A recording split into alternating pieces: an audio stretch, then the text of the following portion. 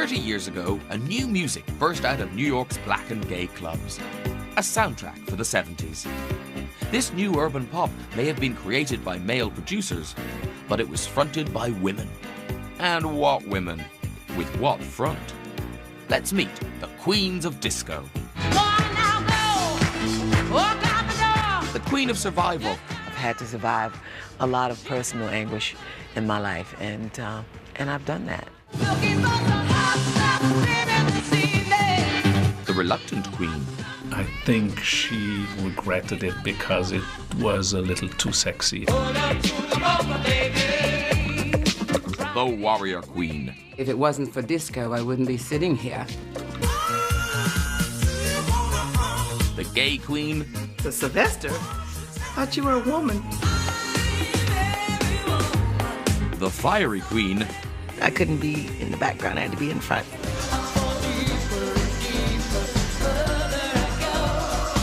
And the Queen of Reinvention. She knew she was going to be a big star, but the rest of the world just didn't know it.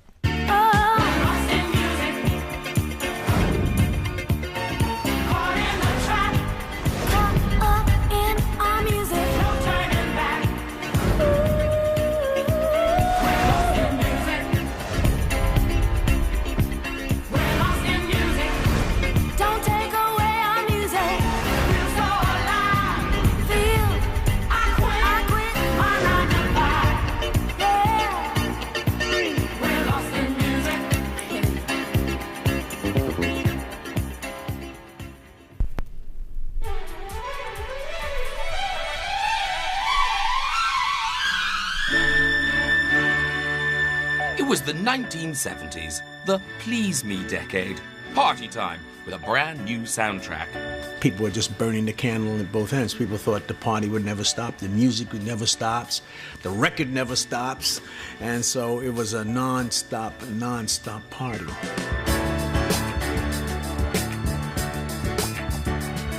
Everyone wanted to be happy, and that dancing was good, made you happy. It certainly was a time to shout out who you are and what you wanted to be. So every disco, we'd all be up on the dance floor and we danced around the handbags. We are family. Women's lib was gaining ground among black women. They could sing sexier songs than men could sing. There was no sampling in those days, no computers. It was the real deal. So you actually had to be a great singer. A lot of divas were born out of disco. After the struggles of the 60s, gay men in New York felt free to come out and party for the first time. I just remember getting up on the dance floor and basically just showing off.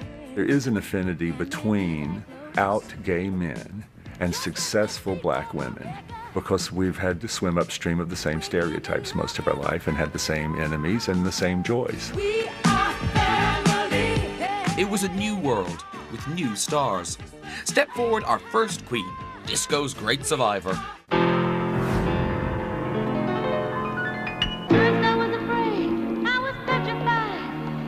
New York, September 2005. And our first queen of disco is about to be inducted into the Dance Music Hall of Fame. This is Gloria Gaynor, the woman who gave disco its greatest anthem. But I Will Survive also sums up the life of the woman who sings it. Gloria Fowles, as she then was born in New Jersey in 1947. Her mom, Queenie Mae, had to bring up all 7 children on her own after their father left before Gloria was even born. It was a poor but religious family, and young Gloria started singing in the church choir.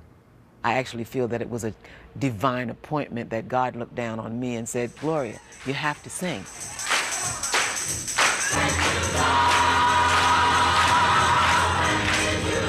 Almost all black tenor singers of that generation sang in church. There's a certain kind of feeling that you get from gospel music.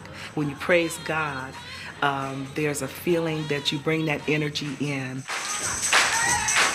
Gloria was very close to her mother, so she was devastated when Queenie died. She turned to the church for comfort. God has been there for her. He's been her strength. As she coped with all of the difficulties in her life, I'm pretty sure she's able to cope through her faith. Now, Gloria also had to earn a living. So she used what she saw as her God-given talent, working as a session singer and on the cabaret circuit. Her reputation grew, and in the early 70s, she was signed by major label MGM. They teamed her up with a producer who was looking for a great voice to go with a new idea. Something that sounded like it cost $1 million to make. Tom Moulton had worked as a club DJ. Now that discotheques were springing up everywhere, Tom knew what clubbers wanted. In 1974, Never Can Say Goodbye became the first extended mix record. Things that people who were going to these clubs wanting to hear were tracks that went on for 8 minutes or 10 minutes, because when you had something like that, you could really lose yourself in the music. All the DJs seemed to jump on it. That sort of created a phenomenon.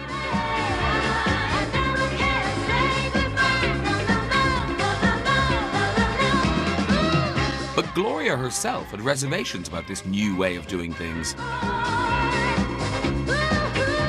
My ego was tapped because it seemed to me that he only used the music to elongate the record instead of using more of my vocal.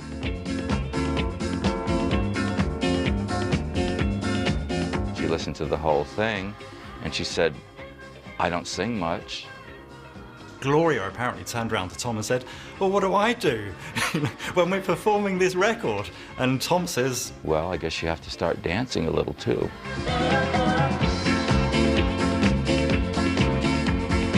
But the formula worked. Never Can Say Goodbye was the first disco record to cross over into the pop charts. America's disco DJs crowned Gloria the first official queen of disco. She was riding high. Then, in 1978, disaster struck. I fell backwards over a monitor. I'd ruptured a disc in that fall. Woke up the next morning paralyzed from the waist down. She needed emergency surgery on her spine. Doctors told her she might never walk again, and she spent the next 4 months in hospital. People around in the business were thinking that I was finished. Saying that the queen is dead and things like that was probably the lowest ebb in my career, because I never expected that. I expected that they would support me. Meanwhile, songwriter Dino Vacaris was working with producer Freddie Perrin on a new song. I had no idea who was going to sing it, except that I remember telling Freddie, "The next diva that comes our way, this is the tune we're going to do on her." Ill as she was, as soon as she read the lyrics, Gloria knew it was the song for her. I've had to survive a lot of personal anguish in my life. My mother passed away, my sister passed away, two of my brothers passed away from cancer and different. My sister was murdered. The next thing I did was I Will Survive. And I suppose that all of that helped me to sing I Will Survive with great conviction. At first I was afraid, I was petrified, kept thinking I could never live without you by my side. Even in this famous video, Gloria's back is still in a brace. And I grew strong, and I learned how to get along, and so you're back. And after recording it, she went straight back into hospital. She was convinced the song should be a hit, but the record company had other ideas. I Will Survive was put by the record company on the B side of the record. It wasn't considered strong enough for the release. Could have gotten lost, but somebody decided to listen to that B side in New York and flipped the record, and it took off. People liked it. People loved it. The company didn't believe in it, but Gloria did.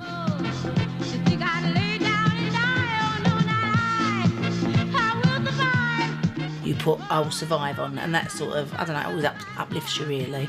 Gay men particularly took it as just an anthem for the community as a whole. Women's liberation was kind of surfacing, and that was like a proclamation to all women. My 3 kids go, "Oh, your song's on, Mum," you know. Sorry, Gloria, I know it's yours as well, but... No matter what happens in my life and to me, I will overcome it, I will survive. And to be able to get out on a dance floor and say, here I am, this is me, no matter what has gone on in my life, I'm here. I will fight for who I am. I think it's an anthem for everyone. I will survive. Oh, as long as I know how to love, I know I'll be alive. The song celebrates the tenacity of the human spirit. That's anybody, anywhere.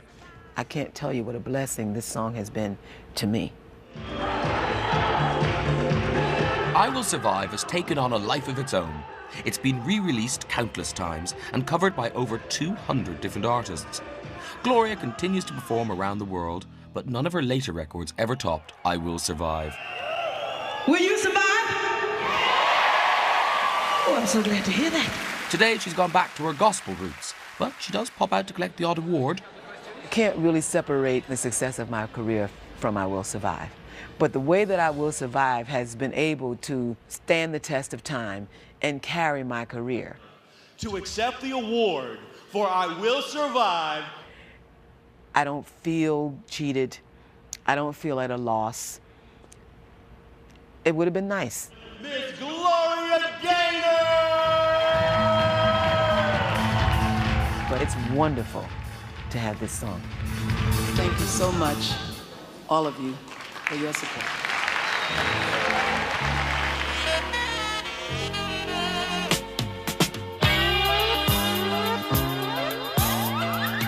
New York was the birthplace of disco in the 1970s. It was the city every would-be queen of disco wanted to conquer. The underground club scene was thriving. Even though the city had fallen on hard times. New York was always a tough place. Every park was taken over by drug dealers. You're the heart and soul of New York City. We had police strikes, we had garbage strikes. On every level, the city was really being challenged. And that challenge led to a lot of need for freedom and for self-expression. There was, without a doubt, a buzz on the streets of New York. It was alive. There was this very heady sense of possibility that you really could just reinvent yourself and be anything and do anything and do it all night long. And disco brought everyone together. So you had this real interesting, very New York kind of mix of black and gay dance aesthetics, all mixing together. The whole theme was about the endless partying. Our next queen also came from a gospel background to create a succession of sexy secular anthems. It was racy, making love to the microphone. It's all going off. But was she too sexy for her own good?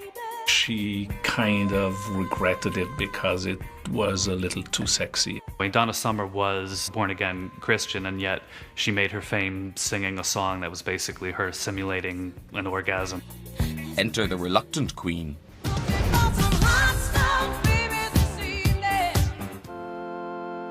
Jesus said, I did not come to call the righteous.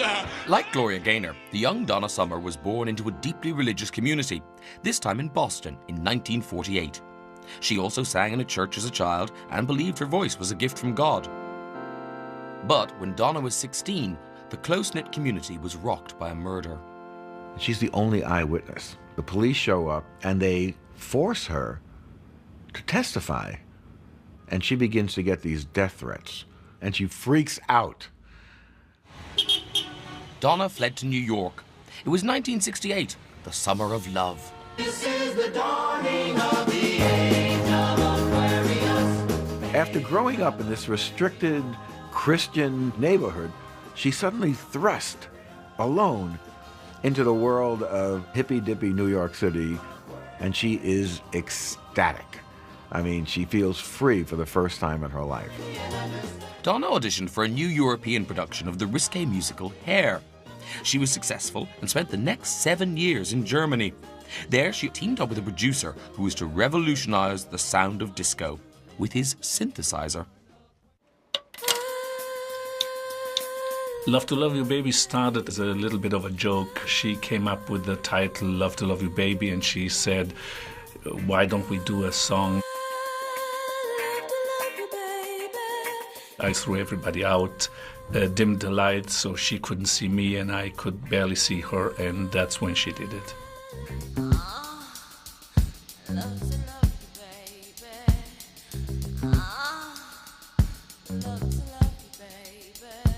To be honest, I don't think she really thought about it. She just did it, and we did it in probably 15, 20 minutes. She never intended for that recording to be released to the public. Once it's recorded, it's there forever. It was 1975. Giorgio sent the recording to Casablanca, a young record company with a reputation for signing wild, sexy acts. The phone rings. Congratulations, you've got the #1 hit record in America. What record is that? She said. Love to Love You, Baby. And she just dissolves into a combination of joy and fear. At the very beginning, when the record came out, she was all happy, of course, because it was a big hit. But later on, I think she kind of regretted it because it was a little too sexy. She hated touring. Basically, her act was 20 minutes of Love to Love You, Baby. Love to love you, baby. It became a breakthrough hit. The DJs love it because, in a sense, this kind of orgasmic symphony is exactly what's happening on the dance floor. I says, uh-oh, here it comes. Sex and disco. In those days, it was racy. My granddad would say, stop playing that devil music. It's quite porno, her voice. In some ways, it makes you understand why she found God, because she was like a, like a porno actress, really.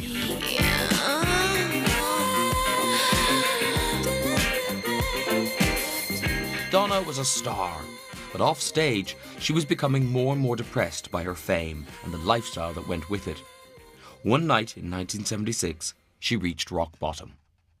She becomes a huge star and then tries to kill herself. She's in this hotel room and she feels that she's depressed. She goes to the window and decides to jump to her death. And she's about to go over when the maid comes in and says, oh, Miss Summer, what are you doing? What's the matter? And the maid kind of snaps her back to reality. And that becomes the basis of Donna's own resurrection. Donna later said she felt that God had intervened to save her and wanted her to carry on singing. Casablanca sent her back into the studio with Moroder. On I Feel Love, it started with a bass line, dung, dung, dung, dung, dung, dung, dung, dung. Then the chords came in. The only thing left human, kind of, is the voice.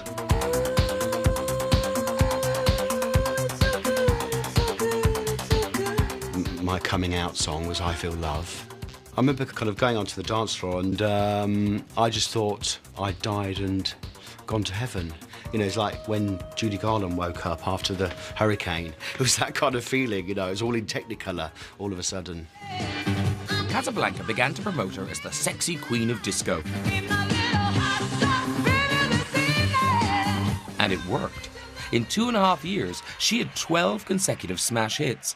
The label had created a one-woman hit factory.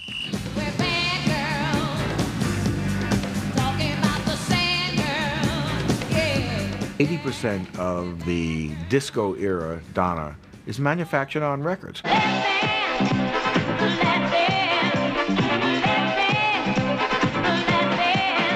It was all of her handlers, her stylists telling her what to wear, telling her how to act, telling her how to arrive in a limousine. She was a little uncomfortable with it. But she made the most out of it. I was tired of the whole sex image because it wasn't me and it was something I was playing. It was a role, but it wasn't who I was as a person. And I always resented it, but it was the publicity and all that the record company did just sort of pressed me into this mold. By now, Donna was also writing some of her songs, earning millions for herself and the record company. But by the end of the 70s, she wanted out. There was an acrimonious split with Casablanca, and she would later write a song attacking labels who treat their artists like slaves.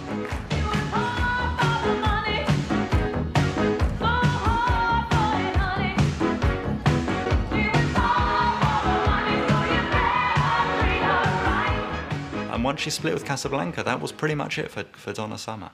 Away from that sound, there really is no Donna Summer. She's just another voice, in the wind. And the man and the woman fall in love. In the 80s, Donna Summer continued to write and release records, but she toned down her raunchy image, and she was more inspired by gospel music than disco. Then, in 1983, she hit the headlines again, this time for all the wrong reasons.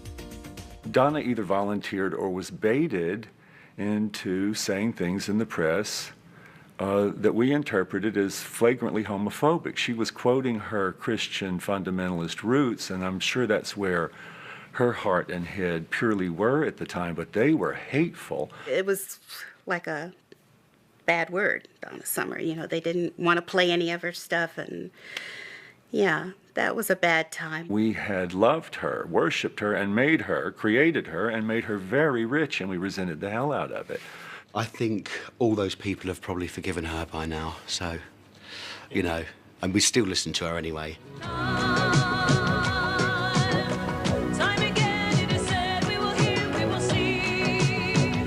Donna is still performing her gospel-inspired act around the world. Does a lot of gospel singing these days, is very much into Christianity.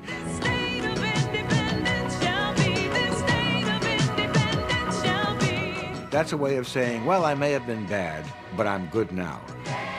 Donna says that in her house, there isn't a single gold record displayed, which means, you know, that she doesn't consider any of that important.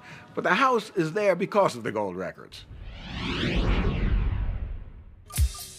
Our next diva was also brought up in the church, but disco allowed spirituality to mix with outrageous sexuality. So Sylvester, I thought you were a woman. What is he wearing and what is he singing? Sylvester was a gay man, but that wasn't about to stop him becoming a disco queen.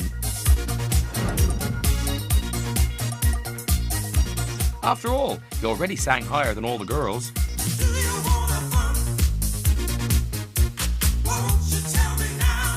I really don't think there's been anybody else that has made an entrance like him. Maybe Diana Ross.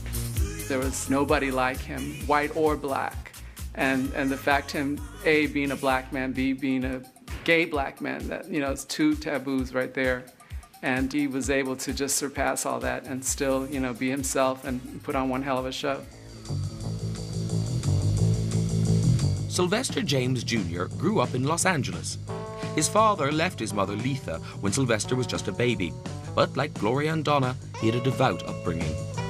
The church for Sylvester was where he first got his musical training, and he brought that with him from church to disco. But he was a troubled youth. When he was 15, he ran away from home and lived rough on the streets of LA. He began to dress as a woman. Eventually, he drifted north to San Francisco. I think he was drawn to freedom and to the sense that in San Francisco, people were living out their imaginations.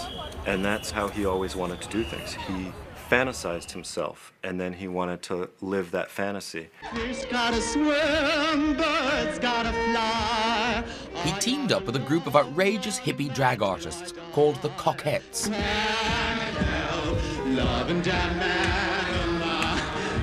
He joined the show, impersonating female blues singers.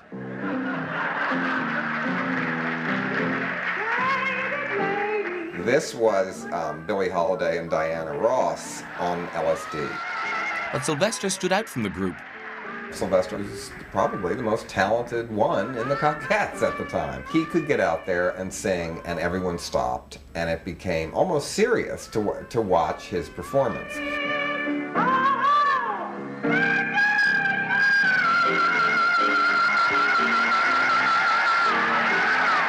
He was soon performing his own shows. Now he needed some backing singers. There were two white, tall females, blonde, leggy, who had just auditioned to him. And I came in and auditioned for him. And he said, okay. And he dismissed the other girls. And he asked me, he said, do you know of anybody else that's as large as you are and can sing? And I said, yes. Martha Wash and Azora Rhodes would eventually become the Weather Girls. But back then, they were known as 2 tons of fun. It was a perfect combination. When he found them, musically, things clicked. The audience just ate it up.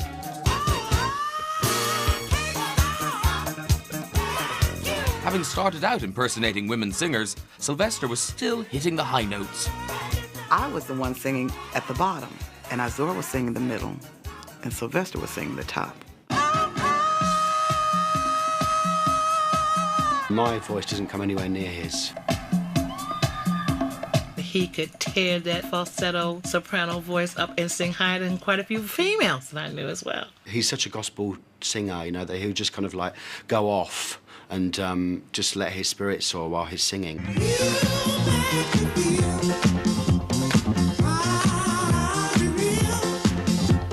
The breakthrough hit came in 1978 with You Make Me Feel. But mainstream success also brought controversy. Sylvester was openly gay.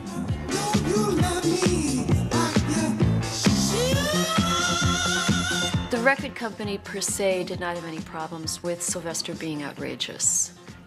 But we were dealing with the reactions of people in the outside world who were in a position to make or break him. And he'd say, no, I'm gonna do it this way.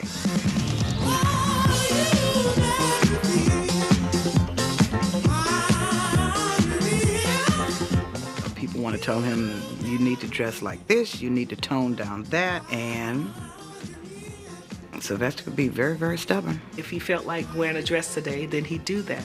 If he felt like wearing his hair orange, then he did that. You couldn't contain him. At a time when there was no such thing as a gay celebrity, Sylvester took his outrageousness right onto Joan Rivers' primetime TV show. We performed, and she sat down to talk to him, and she asked him about his jewelry. That's my wedding set. That's your wedding set. All right. Who are you married to? Rick. And he said, Rick Kramer. And then he went, oh. Oh, God, I'm sorry. No. No. What? Rick's parents are watching. Well, surprise. He realized that Rick's parents didn't know that Rick was gay. Didn't know Rick Kramer's parents. Now, you should have looked in your closet 10 years ago. You wouldn't have. He was who he was. And by being on a lot of talk shows in the US, he forced Americans to deal with it. Sylvester continued to be outrageous, especially in the wardrobe department. We loved to shop. He would call it shopping in the name of Jesus. We're talking about capes, you know, flying on stage, heels. You know, he had heels on. He was not playing. First meeting, he gave me a blue sequin dress.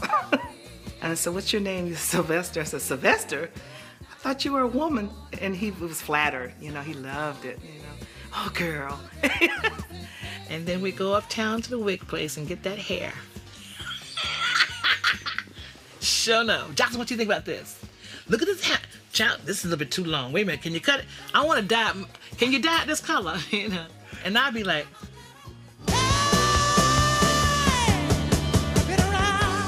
Despite his refusal to conform, in 1979, Sylvester achieved his greatest ambition: to play the staunchly conventional San Francisco Opera House. That was the ultimate deal for him, show up and do a huge show because he had made it in the world, and for him to come back to San Francisco and let them celebrate with him.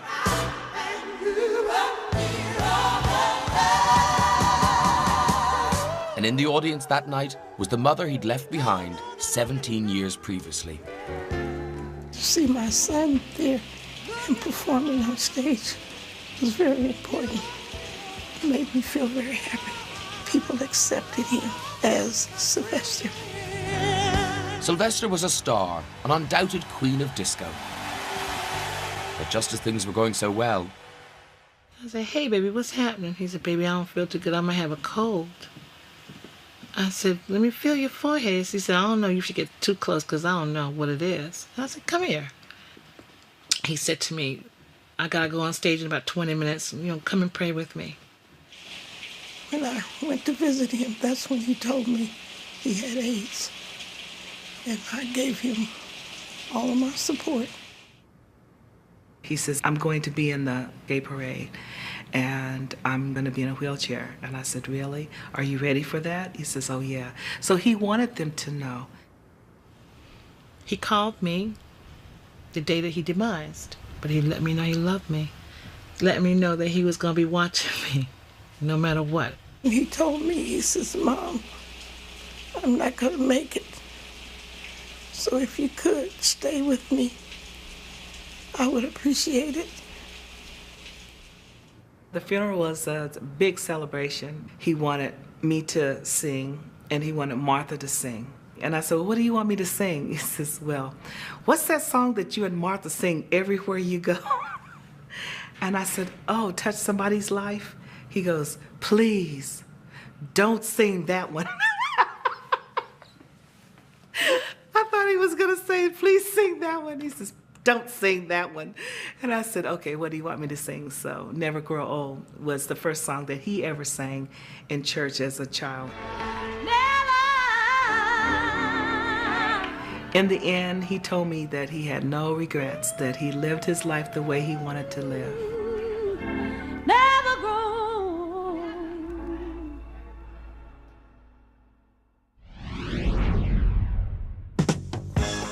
Of all the clubs in all the world, the best disco ever was the legendary Studio 54.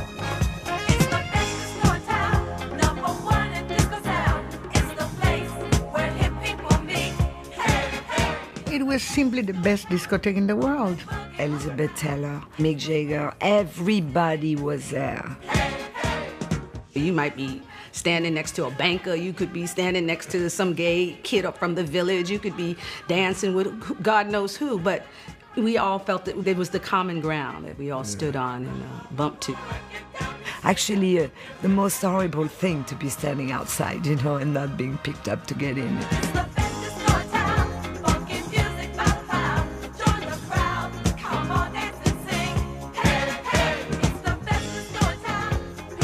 Nobody had any fears of sex or flirting, trying everything that would come through our mouth or nose, and we just went along and had a good time all the way.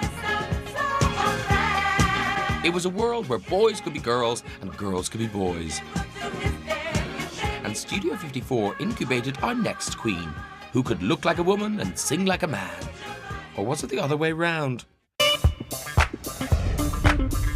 I used to go before I started singing when I was modeling and just, you know, dance my ass off. People really went to dance. I'm going to do a champagne burp. Excuse me. Thank you.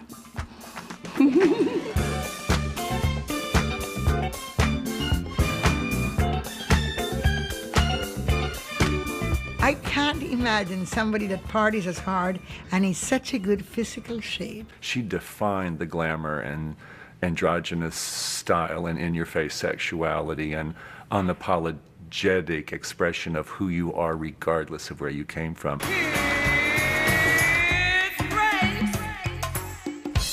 Grace has become famous not just for her music, but for her wild style and unpredictability. Now, hold.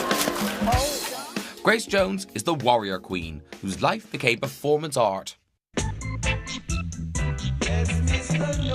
Grace Mendoza was born in Jamaica into a well-to-do family of politicians and preachers.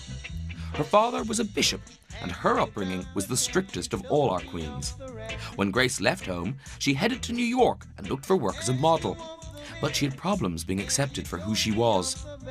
My face just was not understood. They were like, oh, but you're so dark, but your nose is not flat and large, but your lips are really full, and they just didn't, they say, well, what are you? But there was one place she was appreciated, at the heart of New York's party scene, Studio 54. That's how I got discovered, jumping up on tables and singing and dancing to disco music. The party queen had been spotted by Island Records, who decided to put her in the studio. She jumped at the chance. She told me, I'll do whatever it takes to make it. The producer was Tom Moulton, the man who made Gloria Gaynor. But when he heard Grace, he thought she sounded like she was straight out of the movies. Horror movies. And she couldn't sing, she sounded like Bela Lugosi. I am Dracula. I mean, that's what she sounds like, you know? And I said, you know, what is wrong with you? Like other singers, Grace was expected to do as she was told. I had no control at all. I was just, you know, kind of dragged around on a leash. I had to be next to her with every word. I mean, it's unbelievable. I just could not believe it. And they start to clash because Tom's an ultra-professional and Grace Jones probably doing her best, but she just hasn't got the best voice and she's got a whole lot of attitude that goes with it. The star. She comes down and... and I said, Grace, we don't practice in the studio, we record. And then finally, you know, maybe I should, yeah, I'll say it anyway, it doesn't matter. Finally, I got so mad and I said, Grace, with so little, you can please so many. And so they said, until you apologize, she's not gonna sing. So I picked up my jacket and walked out.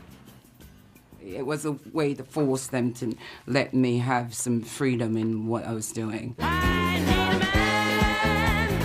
Despite the bust-up, a record did finally come out in 1977, aimed at the disco crowd. To promote it, Grace went to the places she knew best, New York's gay discos. Say that you will find him creeping up behind him. By now, Grace had met Jean-Paul Goude, the style editor of a men's fashion magazine. He began to transform her stage shows. Goude turned Grace's shows into performance art. They were lovers, they had a child together, but he was image producer, director, so he produced a lot of the videos, a lot of the style. I always loved the mixture of threat and beauty. I just thought it was time for Grace to just stretch out.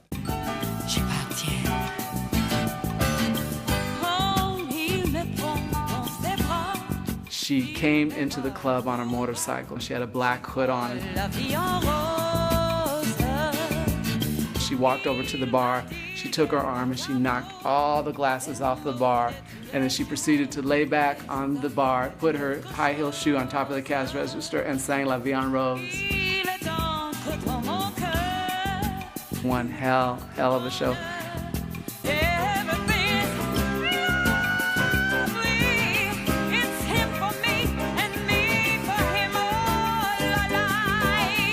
You put her on a stage, you give her a couple cones, and she will deliver the most sensational live show you'll ever see.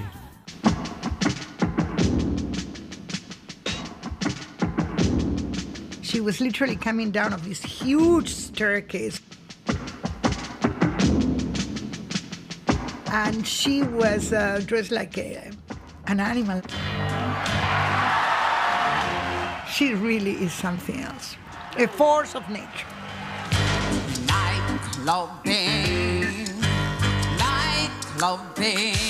I love to give carte blanche to artists that I respect. I think those collaborations were magical.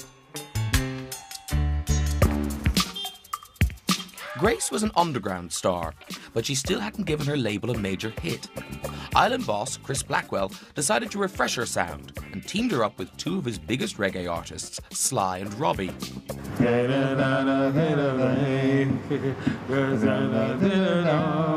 Chris Blackwell sent a message to us that he wanted us to see us, so I went by his apartment.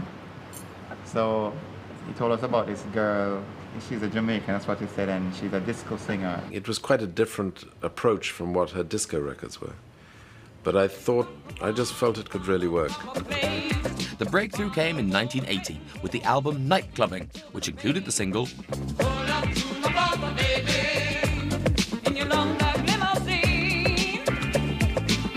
They brought out my roots, my Jamaicanism. And I believe that's when my voice felt the most at home. I'm very superficial. I hate everything official. She just chant over the rhythm, but the way she does it. She did grace. She did it gracefully, just Grace style. Grace style, as Robbie said. Goude continued to experiment. 1 minute Grace was white, the next she was a man. Jean-Paul's influence was enormous. The imagery of Grace is really what broke Grace. Feeling like a woman, looking like a man. She embodies feeling like a woman, looking like a man. She has that sort of androgynous feeling about her. He's very attractive. I have seen some of the most attractive men in the world in relationship with her. Lundgren, for example, he was absolutely stunning. And he had a very, very torrid relationship with her. By now, Grace was in films, playing powerful villains who could take on any man, even James Bond. But big screen stardom wasn't what she expected. Grace had itchy feet. After doing the first big film, I realized there was so much time and so much empty space. Always, waiting to be called and hurry up and wait. The long rounds of promotion made her even more restless. She even took it out on Russell Harty on national TV. Have you calmed yourself down? Try me. Oh dear.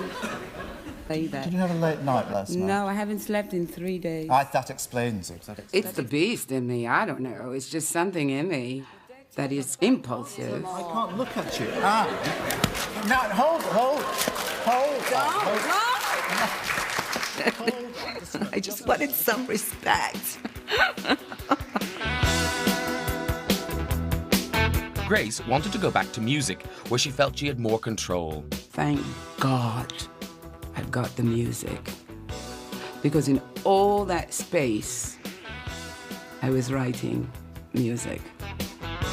I think I would have gone crazy and I would have hated acting altogether if I didn't have the music.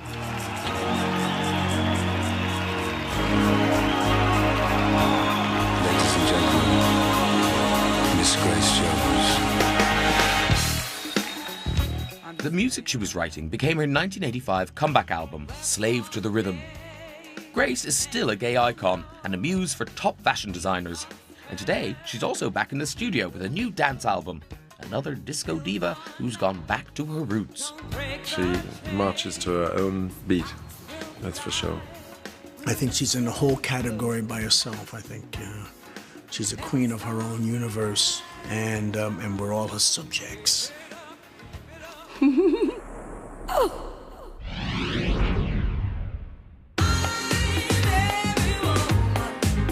Our next queen was all woman. She could sing the hell out of anything, including disco. Chaka Khan is our fiery queen of disco. Chaka Khan. Chaka Khan. She was quite happy for her records to become part of the disco sweep of the world, but she wasn't defined by that. And I just want to enjoy singing. Chicago, Chicago, that toddling town. Yvette Marie Stevens, as she was then, grew up in Chicago, a city celebrated for all kinds of music. I love it.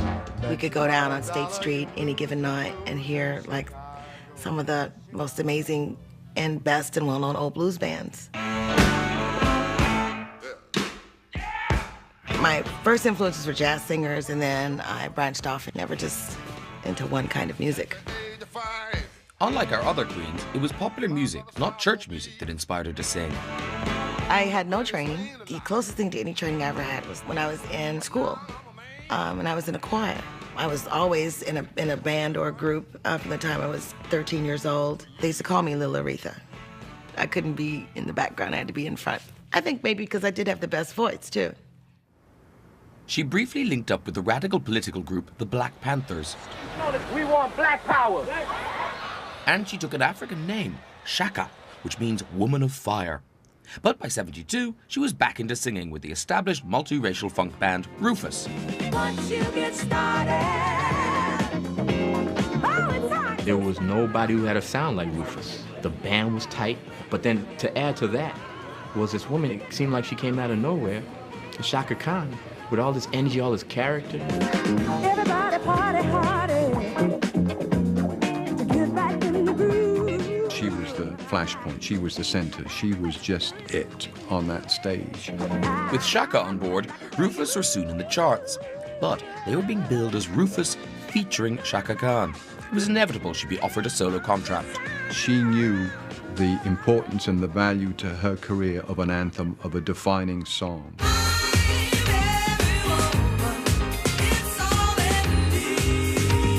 With a little help from 14-year-old Whitney Houston on backing vocals, her first solo hit in '78 became a disco anthem.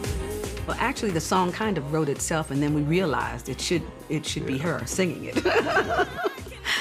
That dance beat is pretty powerful, and you always need a big voice. When we heard her voice on it, we said, yes. Yeah, it's like some things you just know, and it was just very clearly, you know, a hit record.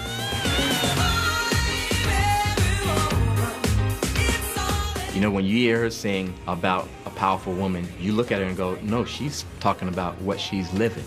It's a little bit like Gloria Gaynor's I Will Survive. It's very liberating for women. Every woman in their life at some point has said, I'm every woman. You look at Chaka Khan, you know this is a woman who calls her own shots. This is a woman who doesn't do anything that she doesn't think is right. So when she sings these songs, you believe it.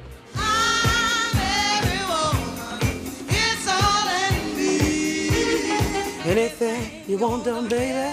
She's like a vocal acrobat. She can do so many things.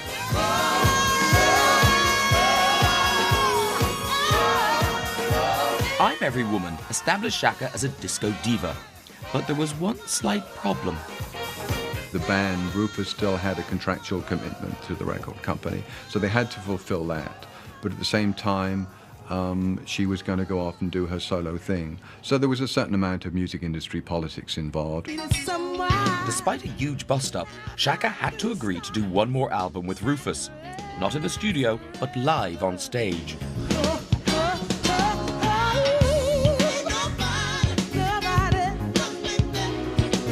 It was still a dynamic record, and then produced, yes, that most enduring of their hits from that period, Ain't Nobody.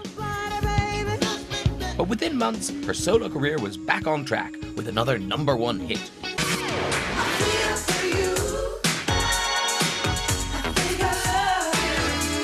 But behind the scenes, Chaka was struggling. Chaka had a bad drug problem that dogged her over a couple of decades. It distracted her from her artistry, and she could have done so much more with her life and career.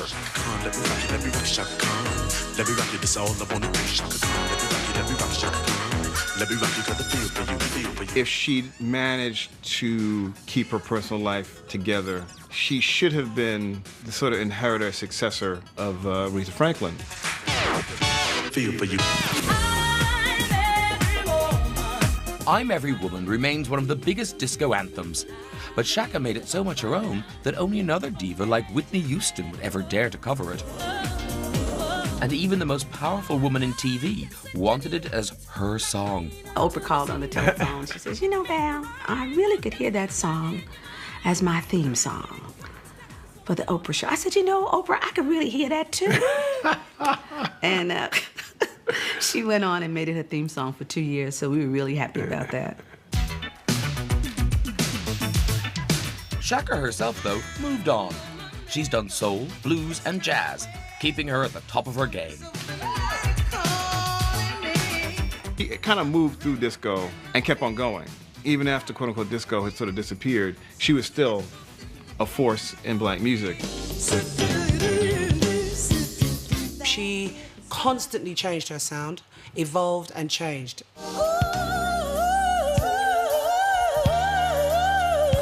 I consider myself a fusion artist. I love mixing stuff all together.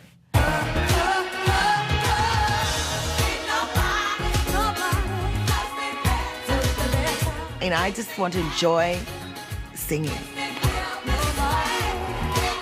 Chaka did disco when disco was hot, and when disco was finished, they went on and did whatever else was happening. Chaka Khan, she's still doing her thing now, you know? Disco's been done for a while, but Chaka's not. July 1978. The disco boom is at its peak, but it's now more Saturday Night Fever than I Will Survive. And just when disco was about to die on its arse, an ambitious young Italian-American arrived in New York. Her career would encompass and transcend all the queens who went before her. She would become an enduring global superstar who's come back again and again to disco, Who's that girl? Madonna, of course, the queen of reinvention. I came to New York to be a dancer, and I came to New York to dance in a company professionally. She was determined to make an impression. She came in one Saturday with a sweater which was cut way down to the back and held together with a safety pin about a foot wide and off of one shoulder. Now, she was about 16 and a half or 17. And I looked at her back and I thought, that girl will do something someday. In New York, everybody was doing disco, so Madonna had to be different. She was not doing dance music at that time. She was working on other kinds of sounds, and she was more rock and roll influenced. She said, I have two friends here from Michigan, and they're writing some rock songs, and I'd like to be a rock singer, she said one day, and I thought, fine, you know. I didn't believe one word of this. But a rock and roll rebel wasn't what record companies were looking for. And there were more pressing matters, like paying the bills. I went to an audition for a world tour for Patrick Hernandez. Patrick Hernandez! He was one of the biggest stars of Eurodisco. And Madonna applied to be his backing dancer. He was doing a world tour and he was looking for girls to do backup singing and dancing and go around the world, and I thought that'd be great. She said, we made the audition and I'm going to Paris next week. And I never saw her after that. They told Madonna at that time that, you know, that what they planned to do was have her be a part of a troupe, of a review, and then pull her out of it and mold her into a Donna Summer type of entertainer. Might have to think about this. Anytime anybody's ever wanted to mold Madonna into anything, it's always been unsuccessful. They didn't really know what to do with me, and they were really busy with Patrick, and I just got really impatient, and I came back to New York eventually after being there for 6 months. But while she'd been away, something had changed.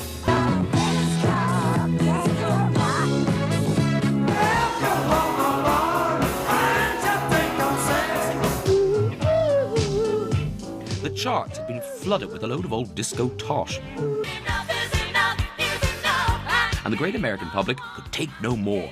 In 1979, chanting "Disco sucks," fans of old-fashioned rock and roll gathered at Comiskey Baseball Stadium in Chicago and blew up a massive pile of disco records. Disco was officially over, in the mainstream at least. And anything which was out of favor with the mainstream was okay for our rebel princess. When she came back from France, then she really started dealing seriously in dance music, and she started making demos and shopping demos of songs that were dance songs. In New York, the underground club scene was still going strong, even though nobody dared to call it disco anymore. People moving quickly away from that term, disco, to club music, which was a phrase that was being used as a substitute in the camouflage effect. And the music was evolving out of what was traditionally disco into other forms, and that's when you had all those different things going on. And Madonna was part of that. Madonna used to go around giving everybody her tapes. She was trying to get a break. She was the kind of woman at that time who would do anything that she needed to do to make it. But Madonna would make her own decisions about who she wanted to work with. First met Madonna when I was the DJ at the Funhouse in New York, and she came in with a record company representative, full of energy, happy to be in the place. Walked right into my DJ booth and stood there and introduced herself. Madonna's first record deal was with the dance label Sire, and her music was aimed directly at the clubbers. She was all ready to go, and there was only one place to launch herself. Studio 54, private party for the 15 years anniversary of Fiorucci. So in this Fiorucci event at Studio, Madonna performed one of the first times ever. I actually booked Madonna to be the star of the evening, and my boss, Fiorucci, didn't want nothing to do with it because she was completely unknown to the public. And they wanted the Jennifer Beals from Flashdance because Flashdance had just came out. And I said, no, Madonna, Madonna. And they were like,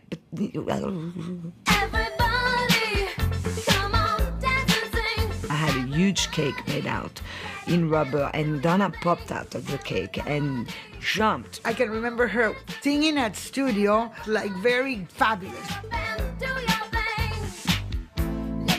But that night, I almost could see a switch because everybody was gagging over her. Grace was there looking at her, and everybody was there. Madonna's early hits, like Everybody in 1982, surfaced in the dance charts, not the pop charts. She was very clear in wanting to keep a very credible club base, but at the same time have a record that would have pop appeal. So the next step was to cross over into pop. And to do it, she turned back to disco and recruited the man behind classic disco group Chic. Music was on the cusp of changing from old school to new school. And I was still part of the old school. Madonna was much more new school and going to the techno-based dance music.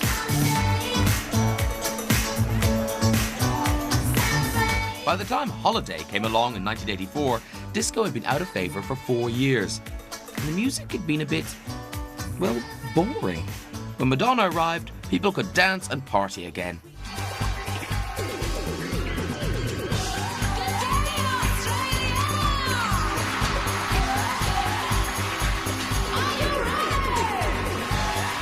Madonna is the ultimate embodiment of disco.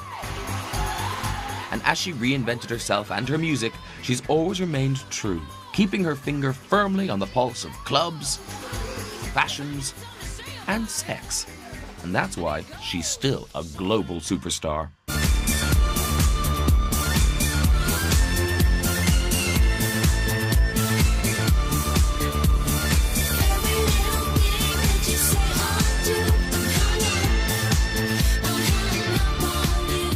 Her instincts for dance music, which are crucial for a pop artist, all come from directed observation of being a club dancer, of knowing DJs, of watching crowds, and the way that you learn from disco.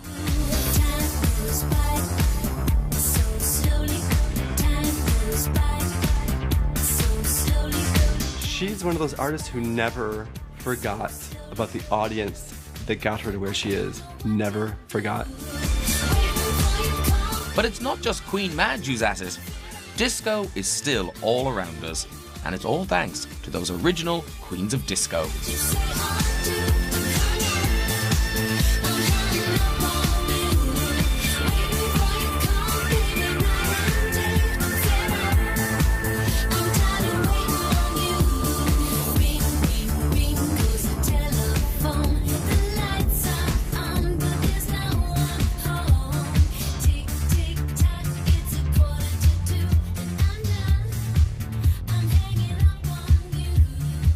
Disco, the word changes, but the dance still goes on.